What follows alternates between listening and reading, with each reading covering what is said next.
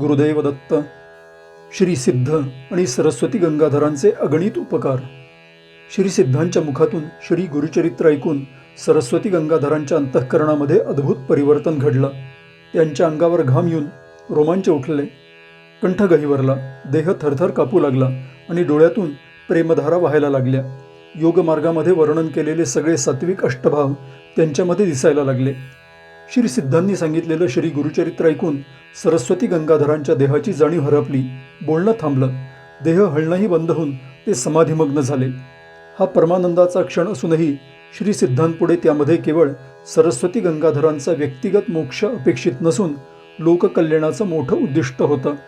हा अनुभव केवळ सरस्वती गंगाधरांपुरता मर्यादित राहू नये हीच श्री सिद्धांची आत्यंतिक तळमळ होती. आणि म्हणूनच प्रेमानं हातानं कुरवाळून आलिंगन देत सरस्वती गंगाधरांना जागृत करत श्री सिद्धांनी म्हटलं, हे शिष्योत्तमा, श्री गुरुचरित्रामुळे तू स्वतः आता मुक्त झाला आहेस. पण जर तू असाच समाधिमग्न राहिलास तर तुझ्या हृदयातलं ज्ञान लोकांना कसं कळेल? हा उपदेश अत्यंत महत्त्वाचा आहे. अशा प्रकारे संतांची अनुभूती केवळ स्वतःपुरती मर्यादित नसून केवळ समाजाच्या उद्धारासाठीच असते. श्री सिद्धांच्या प्रयत्नानं सरस्वती गंगाधर समाधीतून बाहेर येऊन त्यांनी श्री गुरुवाज्ञेप्रमाणे श्री गुरुचरित्राचं लेखन केलं.